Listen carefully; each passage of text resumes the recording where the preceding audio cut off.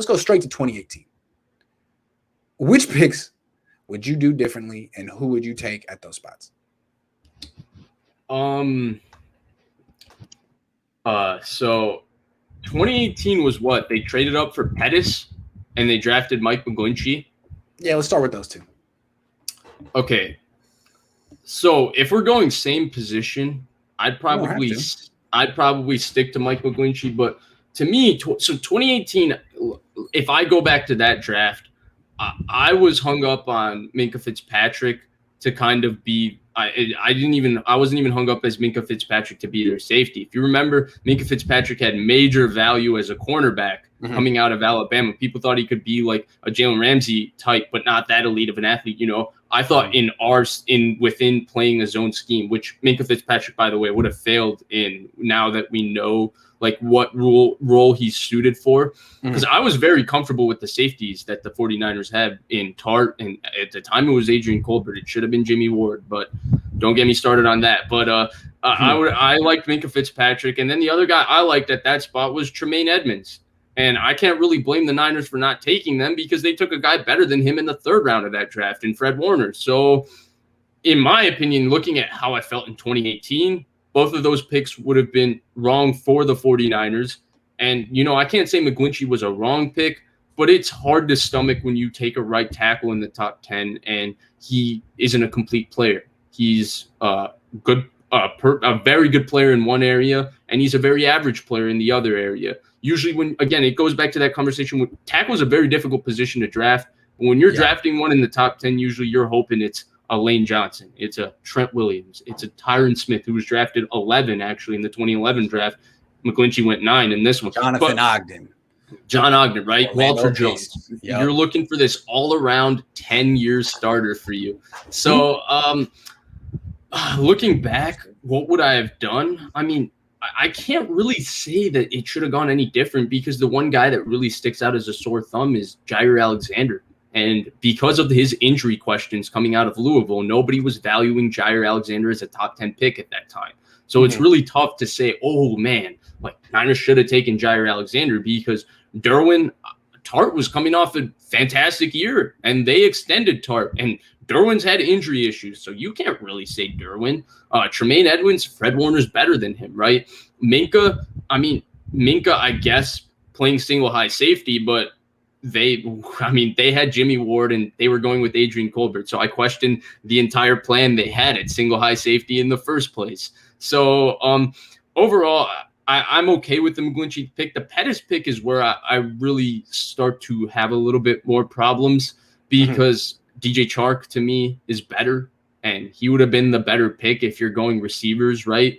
But in general, if you're talking right tackle, right, which is what they went, Braden Smith went, 7 picks before Mike McGlinchey, the Indianapolis Colts right tackle. He's a very good player. He might be a better player right now than McGlinchey. It's close, similar level players, but Braden Smith was drafted 37. Mike McGlinchey was drafted 9. So maybe they could have gotten that tackle if they were willing to trade up already. Maybe they could have gotten their tackle in the second round and gone a different position in the first round.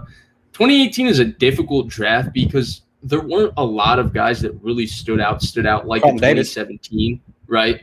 Carlton Davis is another one. I think Carlton Davis went right after him, right?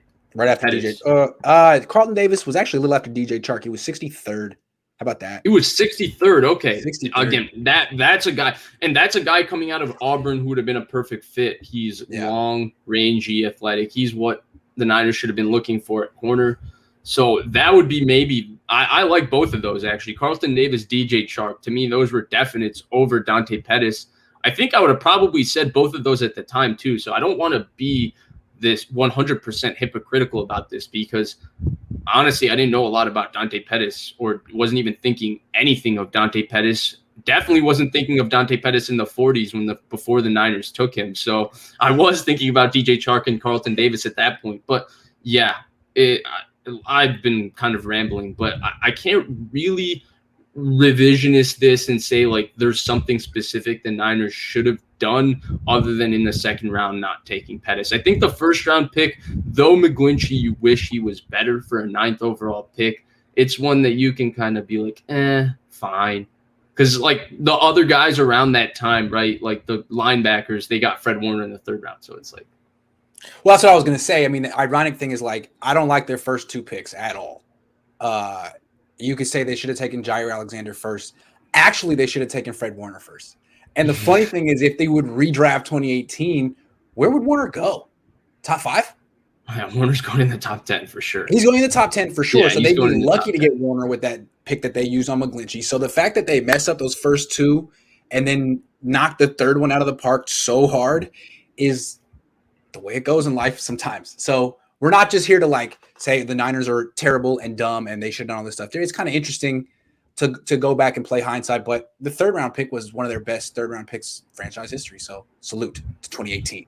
I mean, other than Josh Allen, Lamar Jackson, Big Q, I think you can make argument for Fred Warner above every single other player in that draft. So I can neither confirm nor deny, but he's an adult, so I don't know. I don't know what you're talking about, James Foster. He pleads. TMZ not catching me though, that's for sure. Definitely not. Trey Niners says, let's grade Kyle and Lynch drafting since they've been a part of the Niners. I would give them a D+. Their late picks worked out, but the top picks suck.